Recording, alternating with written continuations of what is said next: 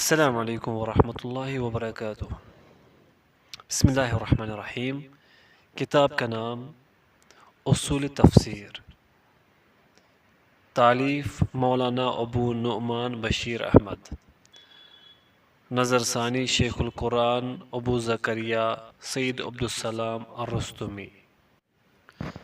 حرف اول، قرآن فہمی کا تفسیری اسلوب۔ انسانیت کے لیے ہدایت کا سب سے معتبر ذریعہ ہمیشہ سے وحی الہی رہا ہے۔ آدم علیہ السلام سے حضور ختمی مرتبت محمد صلی اللہ علیہ وسلم تک سینکڑوں صحائف کے علاوہ 4 مستقل کتابیں نازل ہوئی ہیں۔ یہ انسانیت کی خوش نصیبی ہے کہ آج اس سارے ذخیرے میں سے صرف قرآن مجید ہی ایک ایسی کتاب ہے کہ جس کا متن اس کی اصل زبان کے ساتھ محفوظ و مامون ہے۔ اس کتاب مبین نے تاریخ و تہذیب کے مختلف ادوار اور مراحل میں جو اثرات مرتب کیے ہیں، انہیں کفر و ایمان کی کشمکش میں واضح طور پر دیکھا جا سکتا ہے۔ رسول کریم صلی اللہ علیہ وسلم کے پاس یہ ایک ایسا اعلیٰ انقلاب تھا جس کے ذریعے سے آپ نے نفوس بشریہ کا تزکیہ کیا، ان کی جبلتوں کی تہذیب کی، ان کے عقائد باطلہ کی درست کی اور ان کے اعمال کو خیر و شر کی تمیز سکھائی۔ عصر حاضر مادہ پرستی کے عروج پر دکھائی دیتا ہے، اس لیے اس کی جہالت بہت مرکب ہے۔ عہد جدید کی جاہلیت اور ضلالت کا علاج اور مداوا صرف قرآنی تعلیمات سے کیا جا سکتا ہے۔ یہ تنہا ہدایت کی روشنی ہے جو آج کے مضطرب الحال انسان کو حقیقی سکون و طمانینت فراہم کر سکتی ہے۔ ہمارے ذہنوں پر تشکیک کے جس قدر کانٹے پیدا ہو چکے ہیں، ہمارے دلوں پر وساوس کا جو ہجوم دکھائی دیتا ہے، ہماری طباع میں جو اخلاقی پراگندگی پیدا ہو چکی ہے، ان سب سے نجات کا صرف ایک ہی راستہ باقی رہ جاتا ہے اور وہ قرآن کا راستہ ہے۔ ایمان کی قرآن مشعل ہاتھ میں لے کر نکلیں گے تو حقیقی منزل کا سراغ میسر آئے گا، مگر افسوس کہ آج عام انسان تو کجا خود مسلمانوں کی ایک بہت بڑی تعداد قرآن مجید کی حقیقی تعلیم سے محروم دکھائی دیتی ہے۔ قرآن مجید عربی مبین میں نازل ہوا ہے۔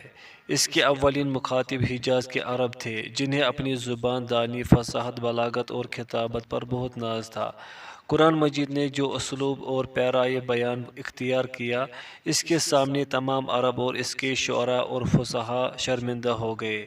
ان کے دلوں میں یہ حقیقت جاگزی ہو چکی تھی اور وہ اس امر کا اعتراف کرنے پر مجبور تھے کہ یہ کسی انسان کا کلام نہیں ہو سکتا، مگر یہ ہر دھرم، شرک و بدعت کی ایسی زنجیروں میں جکڑے ہوئے تھے کہ ان میں سے بہت کم لوگوں نے اس سے نور ایمان حاصل کیا۔ قرآن فہمی کے لیے جس تقویٰ و طہارت کی ضرورت ہے، اس سے مشرکین مکہ کوسوں دور تھے۔ یہ دنیا کی واحد کتاب ہے جس کے مطالب محض لغت سے حل نہیں ہو سکتے، اور یہ محض زبان دانی اس کے مفاہیم کو سہولت دیتی ہے۔ اس کتاب حق کی تعلیمات واضح کرنے کے لیے اللہ تعالیٰ نے ایک پیغمبر کو مبعوث کیا جس نے علمی اور عملی ہر دو اعتبار سے اس کے مطالب کو ان کے سامنے واضح کیا۔ اس اعتبار سے رسول کریم صلی اللہ علیہ وسلم اس کے قرآن مجید کے پہلے معلم اور مفسر ہیں، جن سے اپنی اپنی استعداد کے مطابق صحابہ کرام رضی اللہ عنہم اور صحابیات رضی اللہ عنہن نے کسب فیض کیا۔ یہی تفسیری سرمایہ تابعین اور تبع تابعین کے ذریعے سے طبقات مفسرین تک منتقل ہوا۔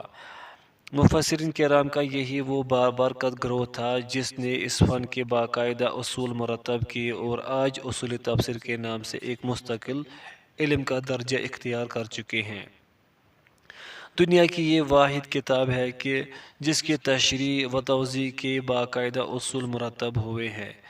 اسی فن کے حوالے سے علوم قرآنی کے مختلف افق روشن ہوئے۔ اس ایک کتب سے کئی کتاب خانے تیار ہو گئے۔ انسانیت کی تاریخ میں جو اعتنا اور توجہ قرآن مجید پر صرف کی گئی ہے، اس کی مثال کسی دوسری قوم کی مقدس کتاب میں مشکل ہی نہیں، ناممکن بھی ہے۔ اس کی تدوین میں جس ضبط و احتیاط سے کام لیا گیا ہے یہ ایک مستقل باب ہے جس پر بیسیوں کتابیں لکھی گئی ہیں۔ دنیا میں کسی ایسی دوسری کتاب کی مثال دینا مشکل ہوگا کہ جس کی سند قرات کے تواتر کے ساتھ موجود ہو۔ اس کے تراجم، حواشی، احکام، اشاریے، لغت اور تفسیر پر ایک عظیم ذخیرہ وجود میں آیا ہے۔ اپنی زبان اور اسلوب کے لحاظ سے یہ ایک ادبی اعجاز کا نمونہ ہے۔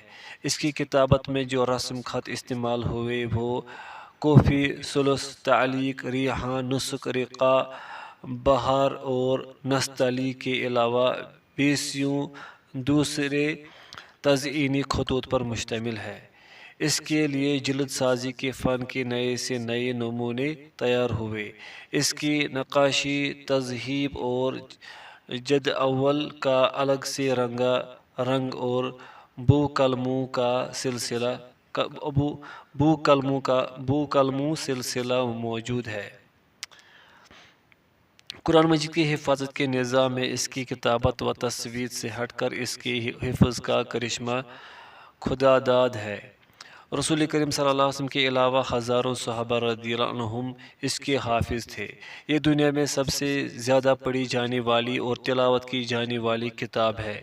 اس کتاب کی تلاوت کے بھی خاص آداب ہیں جو اس کے ساتھ وابستہ ہیں اور جن کا التزام ایمانی سطح پر بہت ضروری ہے۔ یہ کتاب انسانوں پر ایک خاص حق اور دعویٰ رکھتی ہے کہ اس پر سچے دل سے ایمان لایا جائے۔ اس کی تلاوت کو نمازوں کے علاوہ روزمرہ کے اذکار میں شامل کیا جائے۔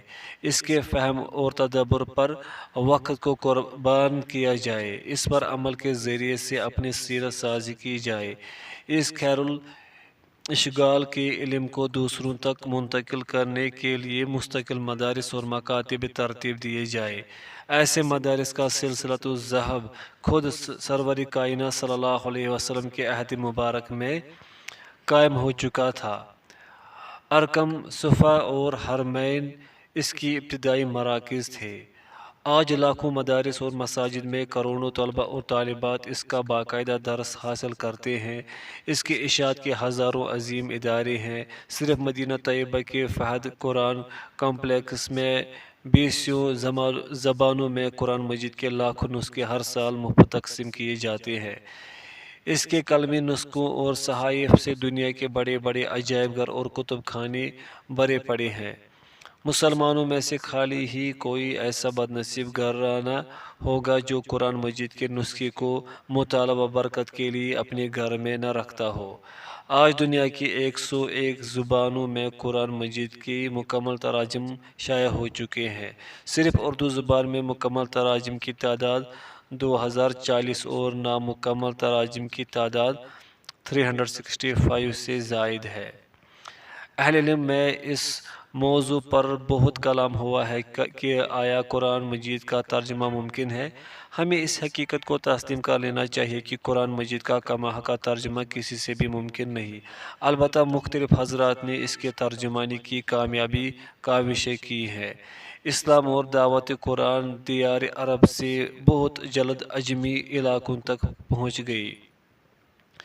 ان علاقوں کے لوگوں میں اس نور حق کی تعلیم و تفہیم کے لیے بہت سی کوششیں کی گئی ہیں۔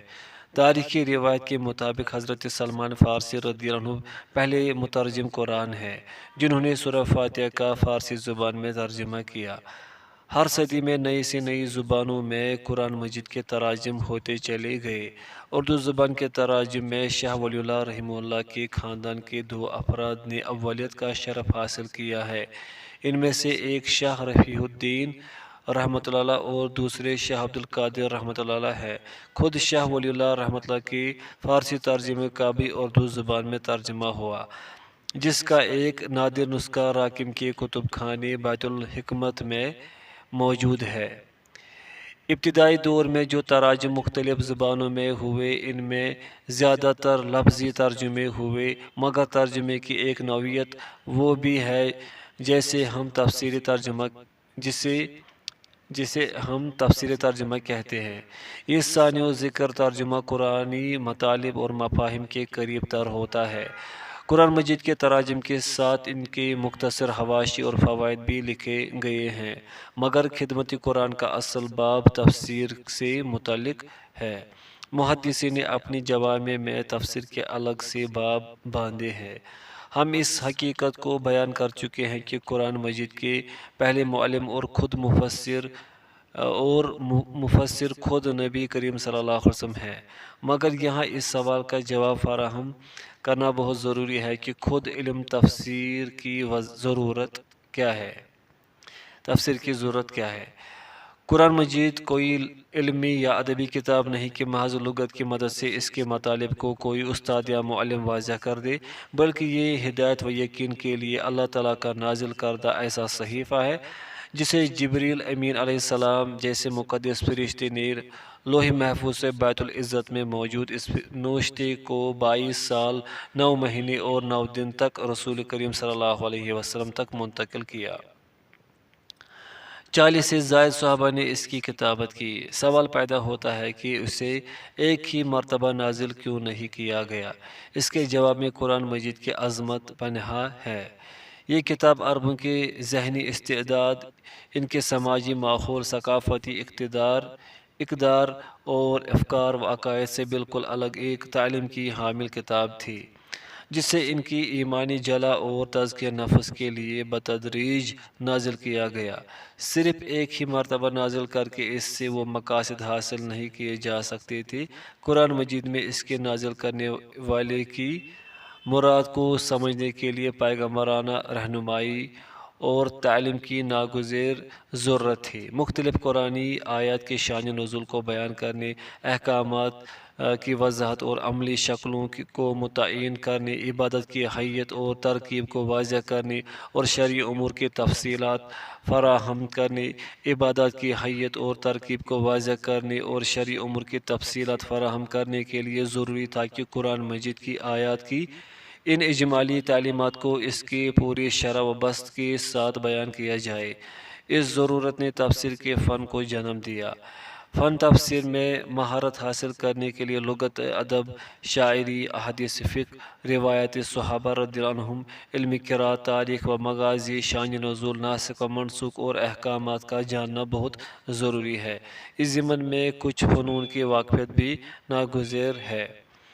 تفسیر قرآن کا سب سے اہم اسلوب خود تفسیر القرآن بہی آیات القرآن ہے۔ قرآن کی بہت سی آیات ایک دوسرے کا تتمہ ہے اور مختلف احکامات کی تکمیل کا نقشہ پیش کرتی ہیں۔ قرآنی آیات کے باہمی ربط اور نظم کے علم کے بعد قرآن فہمی یا تفسیر القرآن کا سب سے بڑا ماخذ خود رسول کریم صلی اللہ علیہ وسلم کی ذات گرامی ہے۔ قرآن مجید کے بیان کردہ عقائد و افکار، اعمال و افعال، اذکار و عبادات، احوال و معاملات، حدود و تعزیرات، حدود و قیود، آداب و رسوم، حلال و حرام اور معروف و منکر کا ذکر جہاں قرآنی آیات میں اجمالاً بیان ہوا، وہاں اس کی تفصیل سیرت نبوی صلی اللہ علیہ وسلم میں وضاحت کے ساتھ ملتی ہے۔ اگر قرآن مجید کے ساتھ سیرت پیغمبر صلی اللہ علیہ وسلم اور احادیث کو شامل نہ کیا جائے تو اس کتاب مبین کے سینکڑوں عنوانات انسانیت پر اوجھل رہتے۔ یہی باعث ہے کہ قرآن مجید کو ذخیرہ حدیث کے بغیر سمجھنے اور بیان کرنے کی جن لوگوں نے جسارت کی ہے وہ اصل دین اور فطرت دین سے بہت دور جا نکلے اور جاہلیت کی پرچار میں مبتلا ہو گئے، والعیاذ باللہ۔ قرآن مجید کو سنت پیغمبر علیہ السلام کے ذریعے سے سمجھنے کے اسلوب کو تفسیر ماثورہ کہتے ہیں اور اسے تفسیر بالروایت کا نام بھی دیا گیا ہے۔ عہد صحابہ کے سب سے جید مفسرین جن میں عمر بن خطاب، علی مرتضیٰ، عبداللہ بن عباس، عبداللہ بن مسعود اور ابی بن کعب رضی اللہ عنہم بہت ممتاز ہے، اسی تفسیر ماثورہ کے اسلوب کے بانی ہے۔ ازواج مطہرات میں سیدہ عائشہ رضی اللہ عنہ تفسیری مباحث میں خصوصی امتیاز رکھتی ہیں۔ دوسری صدی ہجری میں یونانی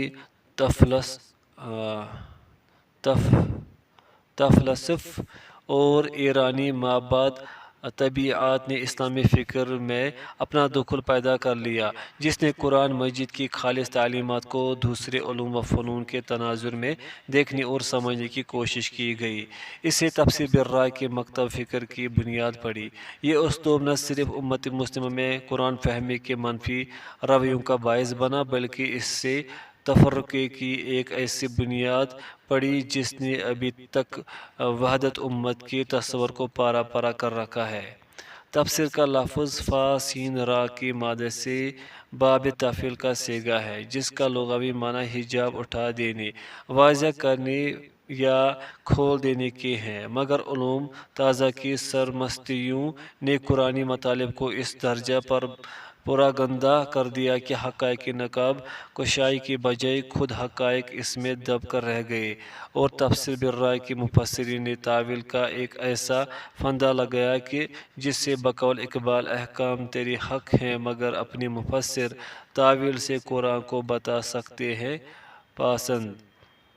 قرآن مجید کی تفسیر صدیوں سے مدارس نظامیہ میں پڑھائی جا رہی ہے، مگر ان مدارس کا چلن عجیب ہے کہ تفسیر پہلے پڑھاتے ہیں اور اصول تفسیر کا مطالعہ بعد میں کراتے ہیں۔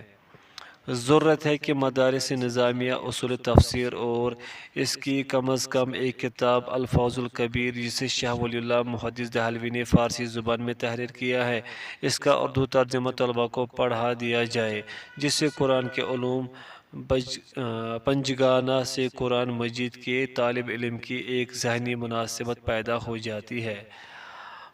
مقامی مسرت کے ہمارے عہد میں قرآن فہمی کے جذبات نوجوان نسل میں فراوانی کے ساتھ پیدا ہو رہے ہیں۔ اس مقصد عزیز کے لیے بہت سے ادارے، انسٹیٹیوٹ اور فاؤنڈیشنز تشکیل دیے جا رہے ہیں۔ مختصر دورانیے کے کورسز ترتیب دیے جا رہے ہیں۔ خود رمضان المبارک کے مقدس مہینے میں معروف مدارس اور مخصوص مساجد میں درس قرآن کے حلقے قائم کیے جاتے ہیں۔ ممتاز دینی مدارس میں دورہ تفسیر کا اہتمام کیا جاتا ہے۔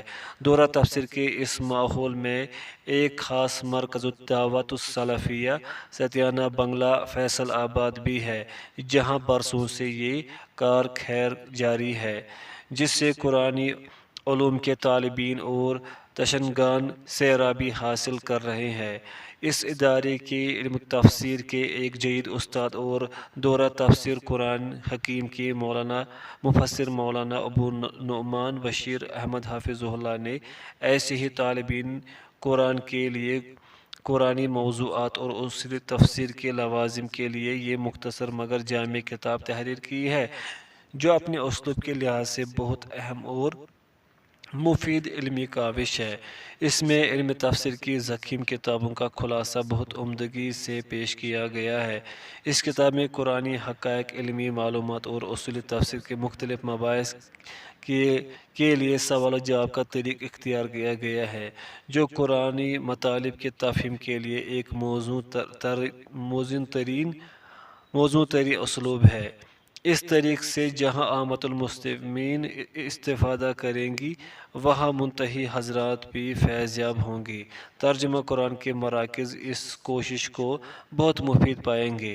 ادارہ دارالسلام کی یہ کاوش لائق داد ہے کہ اس نے قرآن مجید کے ترجمہ و تفسیر سے متعلق قرآنی اداروں اور انسٹیٹیوٹ کی سہولت کے لیے یہ مفید، مستند، مختصر مگر جامع کتاب فراہم کی ہے۔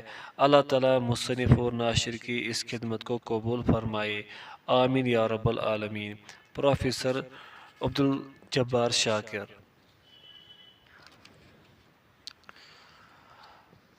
مقدمۃ المؤلف۔ حمد و صلوات کے بعد انسان جسم و روح کے مرکب کا نام ہے۔ ان میں ایک عنصر مفقود ہو تو تنہا دوسرا عنصر انسان نہیں کہلا سکتا، اور دونوں عنصروں کو اپنی نشوونما اور بقا کے لیے غذا اور بیماری کی صورت میں دوا کی ضرورت ہے۔ اللہ تعالیٰ نے انسان کے جسم کو مٹی سے پیدا کیا تو اس کی غذا اور دوا بھی مٹی میں رکھ دی، اور روح آسمان سے نازل کی تو اس کی غذا و دوا بھی آسمان سے نازل کی، جو قرآن اور اس کی شرح حدیث کی صورت میں ہمارے پاس ہے۔ جسم کو بر وقت غذا اور دوا نہ دی جائے تو اس کے تلف ہونے کا خدشہ ہوتا ہے۔ اسی لیے ہم جسم کی غذا و دوا کے لیے محنت و کوشش کرتے ہیں، لیکن اس سے بڑھ کر روح کی غذا و دوا کے لیے کوشش کرنی چاہیے۔ جسم کی غذا و دوا کے میسر نہ آنے کی صورت میں صرف دنیاوی زندگی متاثر ہوتی ہے، جبکہ روح کی غذا و دوا کی عدم موجودگی میں دنیاوی اور اخروی دونوں زندگیاں متاثر ہوتی ہیں۔ یہ بھی حقیقت ہے کہ جسم کی غذا و دوا کو زمین سے پیدا شدہ قدرتی اور مفرد شکل میں استعمال کرنے اور انہیں محنت و مشقت سے پیس کر مرکب بنا کر استعمال کرنے میں واضح فرق ہے۔ اسی طرح روح کی غذا و دوا یعنی قرآن مجید کی سادہ ناظرہ تلاوت کرنے اور محنت و مشقت سے معانی و مفہوم سمجھ کر تلاوت کرنے میں بھی واضح فرق ہے۔ یہی وجہ ہے کہ اللہ تعالیٰ نے کئی مقامات پر قرآن کریم کو سمجھ کر پڑھنے کی ہدایت فرمائی ہے۔ چونکہ قرآن کریم عربوں کے اسلوب کلام کے مطابق نازل کیا گیا ہے، اس لیے اس کی معانی و مطالب سمجھنے کے لیے اس دور کے انداز کلام اور اس کے اصول و ضوابط سے آگاہ ہونا ضروری ہے۔ نیز نزول قرآن سے لے کر موجودہ مصحف کی صورت میں آنے کی مراحل اور اسلاف کی اصطلاحات کا علم ہونا بھی ضروری ہے۔ اس کے لیے علماء کرام نے اصول تفسیر مرتب کیے۔ عصر حاضر میں بعض حلقوں میں قرآن فہمی کا قدر ذوق پیدا ہو رہا ہے، لیکن دنیاوی مشاغل کی وجہ سے لوگ زیادہ وقت نکالنے سے گھبراتے ہیں اور عربی گرامر اور اصول تفسیر کے بغیر مختصر وقت میں قرآن کریم سمجھنے کی کوشش کرتے ہیں۔ اس طرح اکثر دینی مدارس میں اصول تفسیر کے بغیر ترجمہ و تفسیر پڑھانے شروع کر دیے جاتے ہیں۔ جب 3 یا 4 سال میں ترجمہ و تفسیر مکمل ہو جاتے ہیں تو آخری سال میں اصول تفسیر پڑھا دیے جاتے ہیں، حالانکہ اصول و قواعد پہلے پڑھائے جانے چاہیے تھے۔ غالباً اس کی ایک وجہ یہ بھی ہے کہ اردو زبان میں اصول تفسیر پر کوئی مختصر اور عام فہم کتاب نہیں ہے جو ابتدائی کلاس میں پڑھائی جائے۔ اسی ضرورت کے پیش نظر یہ کتاب تحریر کی گئی ہے، جس میں سوال و جواب کی صورت میں سلیس انداز میں اصول قرآن و تفسیر مرتب کیے گئے ہیں۔ یہ کتاب مناہل العرفان فی علوم القرآن، التفسیر والمفسرون، الاتقان فی علوم القرآن اور مقدمہ معارف القرآن مولانا مفتی محمد شفیع رحمۃ اللہ کا خلاصہ ہے۔ اکثر جگہ حوالے بھی درج کر دیے گئے ہیں تاکہ مراجع دیکھنے کے لیے آسانی ہو۔ امید واسق ہے کہ یہ کتاب دینی مدارس کے طلباء اور عامۃ الناس دونوں کے لیے مفید ہوگی۔ اللہ تعالیٰ سے دعا گو ہوں کہ وہ اسے امت مسلمہ کی رہنمائی کا ذریعہ بنائے اور میرے لیے، میرے والدین اور اساتذہ کرام کے لیے ذریعہ نجات بنائے، آمین۔ ابو نعمان بشیر احمد، مرکز الدعوت السلفیہ، ستیانہ بنگلہ، فیصل آباد۔